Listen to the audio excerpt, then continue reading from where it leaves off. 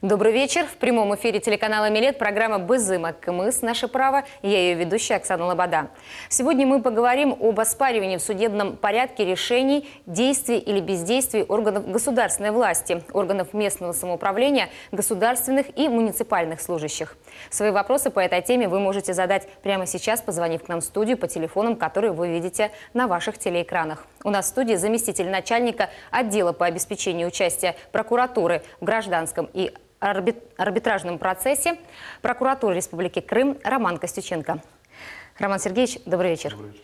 Роман Сергеевич, расскажите, пожалуйста, в каком порядке гражданин может оспорить решение или действие соответствующего органа либо должностного лица, который, по его мнению, нарушает его права?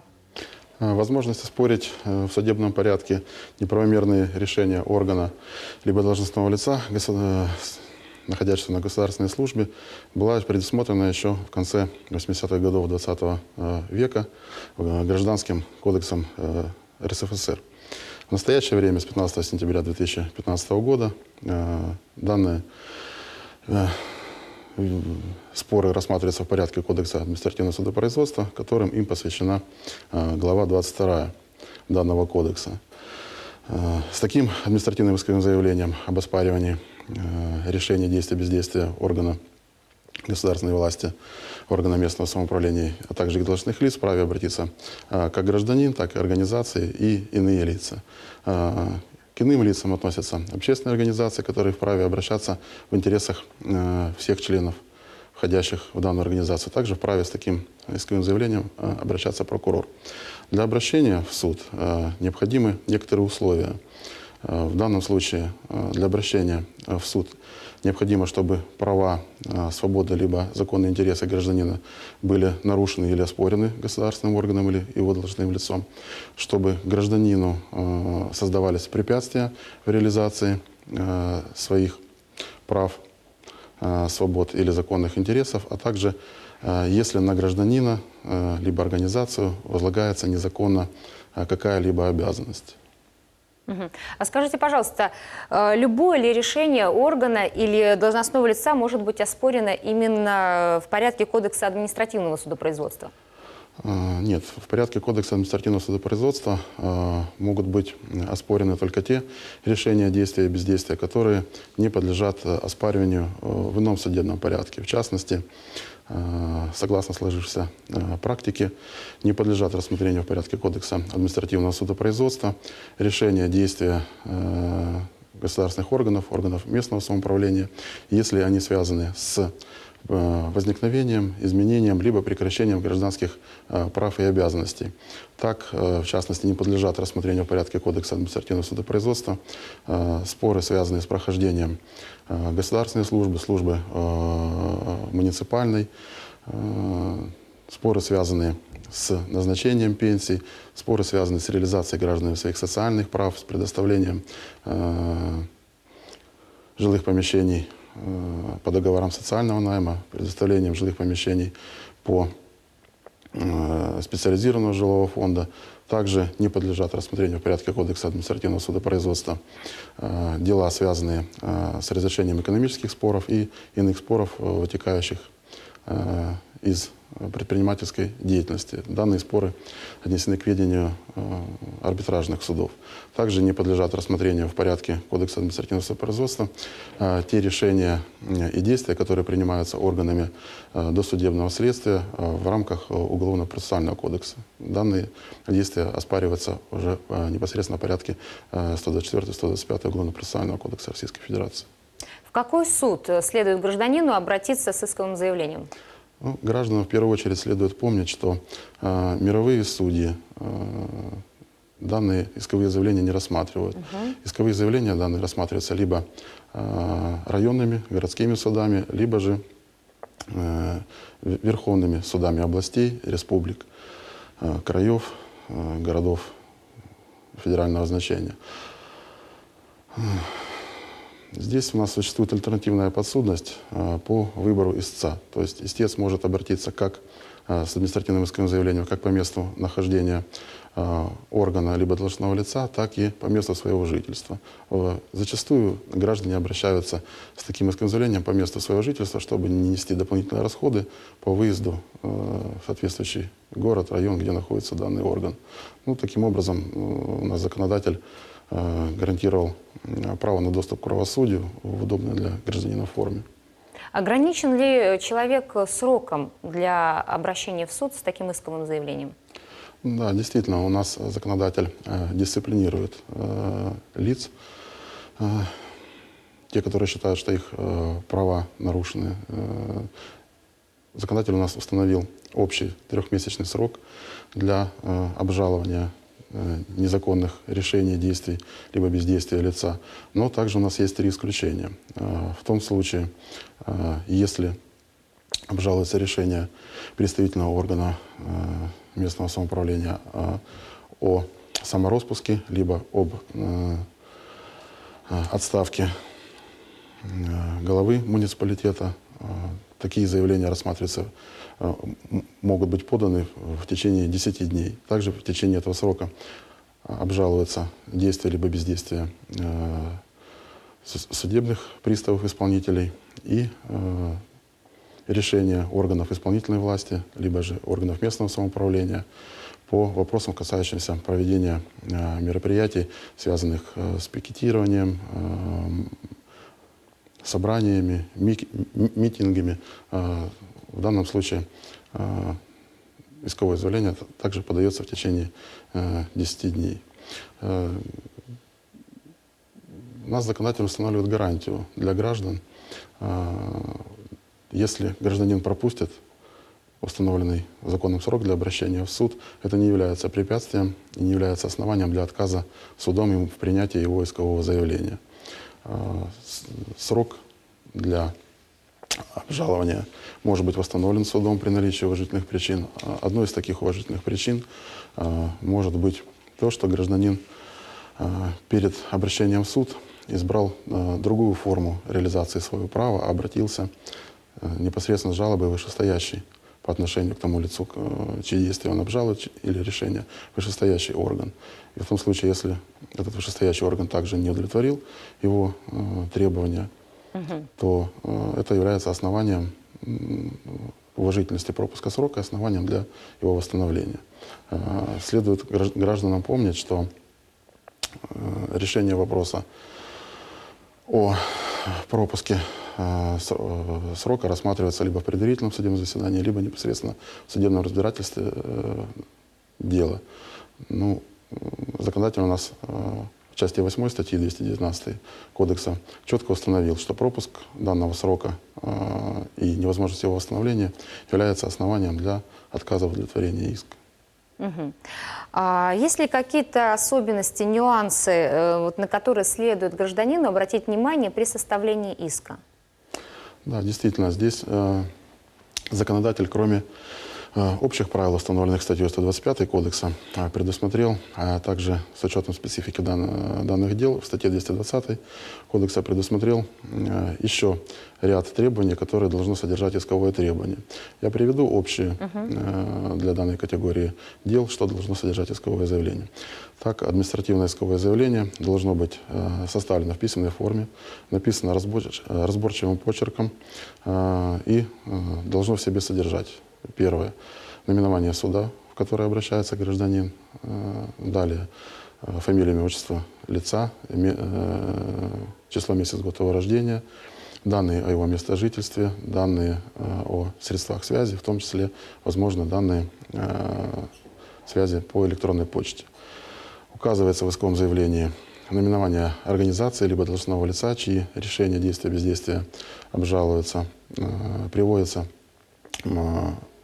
мотивы, что конкретно нарушено, какие права, какие свободы нарушены, либо созданы препятствия к реализации каких-либо интересов. Приводится наименование решения, дата его издания. Если это действие, то какое это действие, чему оно не соответствует, какому нормативно-правовому акту оно не соответствует, либо если это бездействие, то в соответствии с каким нормативным правовым актом орган, либо должностное лицо действий, которых обжалуется, должно исполнить свои полномочия. Также указывается в исковом заявлении на наличие, если была жалоба в вышестоящий орган, о том, как, когда она подавалась, приводятся результаты рассмотрения данной жалобы. Также в административном исковом заявлении должны быть изложены требования, адресованные суду, о признании решения незаконным, признании незаконным также действия, либо бездействия. К исковому заявлению обязательно должны быть приложены копии данного искового заявления с приложением копий всех материалов, которые к нему приложены для участвующих в деле лиц. Должна быть приложена квитанция об уплате государственной пошлины, либо же... Каков размер, кстати, государственной пошлины? Государственная пошлина небольшая, она составляет 200 рублей для данной категории споров, для граждан, для организаций в зависимости от требований. Ну, размер пошлины установлен налоговым кодексом, то есть можно обратиться, посмотреть. Также, если нет квитанции об уплате государственной пошлины, может быть приложено заявление либо об отсрочке уплаты, либо об освобождении от уплаты, потому что в основном с такими заявлениями могут обращаться лица социально незащищенные, у которых нет возможности оплатить данную пошлину. Должны быть приложены также доказательства обращения вышестоящей организации, если таковые были. Спасибо, Роман Сергеевич. Давайте на этом остановимся, еще вернемся и продолжим нашу беседу. Сейчас пока послушаем звонок с вопросом от наших телезрителей. Добрый вечер, мы вас слушаем. Задавайте ваш вопрос. Скажите, пожалуйста, за время 3 года, пока Крым был в составе России, за этот период, были практика в судах Крыма, чтобы оспорили в судах действия госорганов или представителей власти? Если да, то скажите, пожалуйста, в каких судах это было? В Симферополе или в других городах? Чтобы хоть знать примерно из практики. Хорошо? Понятен вопрос? Что-то уточнить надо? Да, я не совсем понял, но данная категория споров, она достаточно, Спасибо за ваш достаточно распространена. В основном у нас граждане обжалуют бездействие государственных органов, когда они не получили ответ на свое письменное обращение, либо же также они обжалуют содержание данного обращения. Очень часто у нас обжалуются отказы служб, которые выдают разрешение на строительство.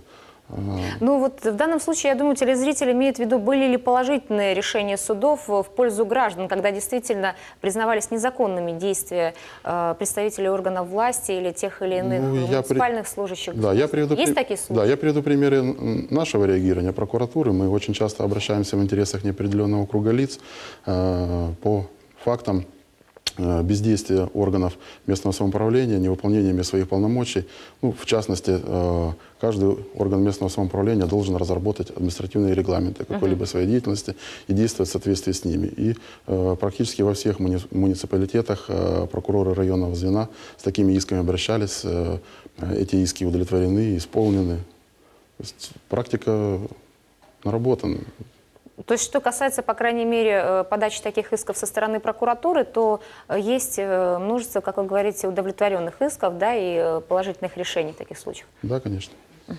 Спасибо. Роман Сергеевич, скажите, пожалуйста, а что касается вот исков, да, составления исков и по таким делам и их вот возможности доказывания, да, вот вины чиновников, в данном случае госслужащих или органов власти, представителей органов власти, как в данном случае распределяется бремя доказывания? Должен ли гражданин как-то доказать факт неправомерных действий или бездействия должностного лица, вот, либо государственного органа? Какие-то доказательства он должен уже привести в этом иске? Ну, у нас Кодекс административного судопроизводства устанавливает порядок рассмотрения данных дел таким образом, что гражданину требуется только доказать факт нарушения его права, либо законного интереса, либо гарантированных законодателем свобод, а также соблюдение данным гражданином срока на обращение в суд. Уже Непосредственно правомерность принятия какого-либо решения, выполнения действия, порядок и основания для данных решений надлежит доказывать государственному органу либо должностному лицу. Самое главное, хотел ранее отметить, что при рассмотрении данных дел к участию в деле, кроме должностного лица, привлекается также государственный орган, поскольку при вынесении судебного решения, которым будут исковые требования удовлетворены, в случае увольнения должностного лица, государственный орган все равно обязан будет исполнить данное решение. Спасибо. У нас есть еще звонок с вопросом. Давайте послушаем. Здравствуйте, говорите, мы вас слушаем. Скажите, пожалуйста, такая ситуация. В апреле 2014 года было совершено дорожно-транспортное происшествие, ну там тяжкий телесный, а потерпевшая сторона в феврале 2015 года подает исковое заявление. Скажите, пожалуйста, были ли нарушены какие-то процедуры или нет? Что-то год почти прошел. Хотя случай мне дается, что 3 месяца там или сколько времени дает. Год прошел, вы услышали, да? Но в данном Спасибо случае, за ваш вопрос. В данном случае данные споры рассматриваются в порядке гражданского судопроизводства, и у нас установлен Гражданским кодексом здесь требования исковой давности не распространяются. То есть гражданин может в любое время обратиться с иском о возмещении вреда, причиненного здоровью, в данном случае дорожно-транспортным происшествием.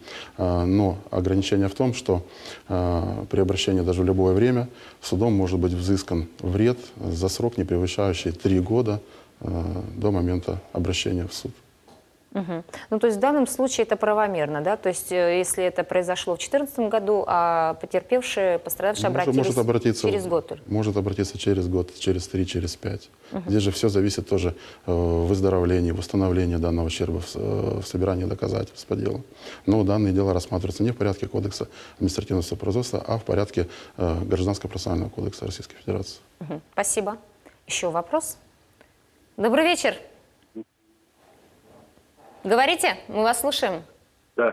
Скажите, пожалуйста, обжаловались ли когда-нибудь из практики действия работников полиции со стороны физических лиц, которых причинила то или иные неприятности полиция? И были ли по ним приняты положительные решения в пользу лиц, подававших эти жалобы? Касательно действий полицейских, вы имеете в виду, да? Да, сотрудников МВД. Или Следственного комитета, да. Вот действия обжаловались ли в судах, и какое было по ним решение принималось? Спасибо. Интересует, вот были ли удовлетворены иски касательно неправомерных действий со стороны Следственного комитета? Я могу привести пример из нашей прокурорской практики, когда должностные лица Следственного комитета не представляли прокурору для проверки вещественных доказательств, комнаты вещественных доказательств, соответствующие книги учета, мотивируя тем, что прокурор не вправе осуществлять надзорные мероприятия в данной сфере. У нас данный иск удовлетворен. Удовлетворен он был Верховным судом Российской Федерации. То есть Верховный суд Российской Федерации рассмотрел кассационное представление заместителя Генерального прокурора Российской Федерации и оставил в силе решение Киевского районного суда и Верховного суда Республики Крым.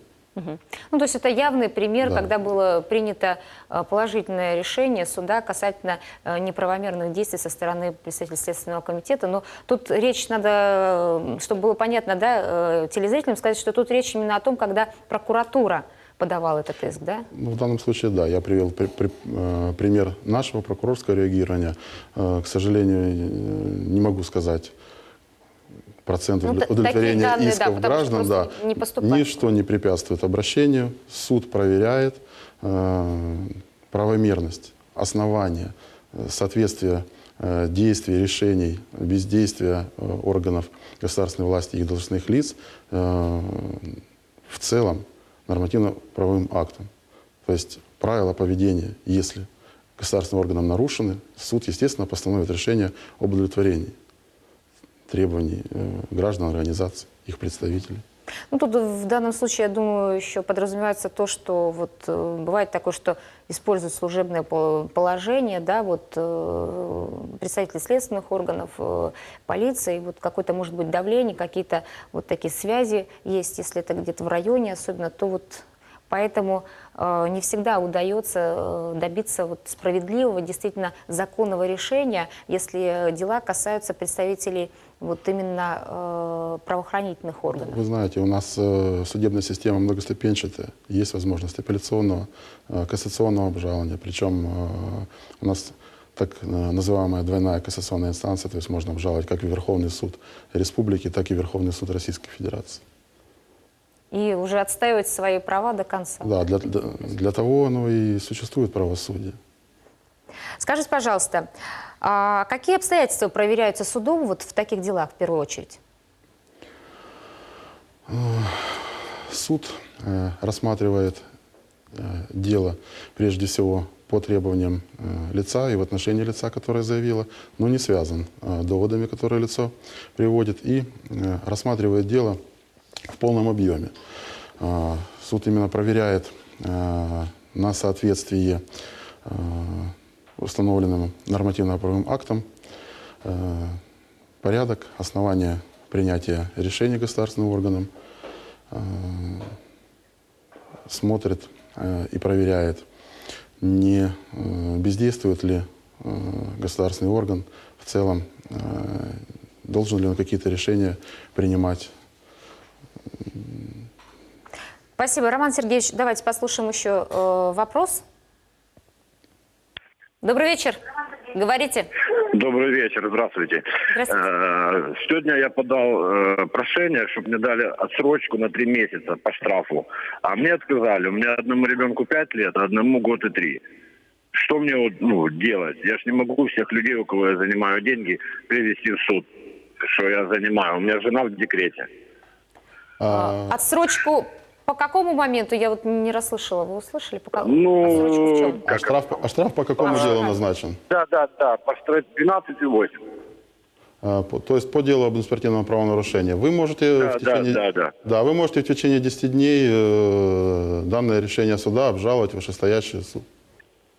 Ну, мне 3 числа уже надо внести полностью. Я 15 тысяч оплатил. Я и попросил на 3 месяца, чтобы меня рассрочили по 5 тысяч. Ну, в данном случае вам ничего не препятствует обжаловать данное определение суда. Ну, если я 3 числа не оплачу, на меня никакие штрафы не наложат. Если обжалуют, то нет, я так понимаю. Правильно, если он обратится в вышестоящий уже суд? Ну, я полагаю, что судебный пристав-исполнитель не должен никакие штрафы на вас накладывать, поскольку вы пользуетесь своим правом на обжалование судебного решения. Да, если вы будете обжаловать его, если вы покажете, что вы обжалуете. Надо уже в другой суд подавать, правильно? Вышестоящий суд, да, по отношению к тому, который отказал вам в отсрочке. Я понял, спасибо. Спасибо большое, Роман Сергеевич. В завершении уже нашей беседы последний вопрос. Скажите, какой порядок обжалования постановленных судебных решений по обсуждаемой категории административных дел? Кодексом установлен общий порядок, то есть могут обжаловать в апелляционном порядке судебное решение как лица, которые участвовали в рассмотрении дела, так и лица, которые в рассмотрении дела не участвовали, но судом принято решение в отношении их прав и обязанностей. Требования к апелляционной жалобе общие установлены, то есть она подается в вышестоящий суд. По отношению к республике это Верховный суд Республики Крым, должна содержать в себе жалоба наименование суда, наименование сторон, наименование решения, которое обжалуется, и те требования и основания, по которым гражданин оспаривает судебное решение. Здесь маленькая гарантия тоже установлена для граждан, то есть им не обязательно отправлять копию апелляционной жалобы всем участникам процесса. Он может копию апелляционной жалобы приложить для суда, и суд уже районный при направлении будет направлять данную жалобу для получения возражений заинтересованным лицам. То есть тут некоторые расходы уже гражданам можно не нести. Роман Сергеевич, я благодарю вас за ваши разъяснения и советы нашим телезрителям. Время нашей программы уже истекло. Спасибо за то, что пришли к нам в студию сегодня. А телезрителям я напомню, что мы говорили о том, как оспорить в судебном порядке решение действия или бездействия органов государственной власти, органов местного самоуправления, государственных и муниципальных служащих.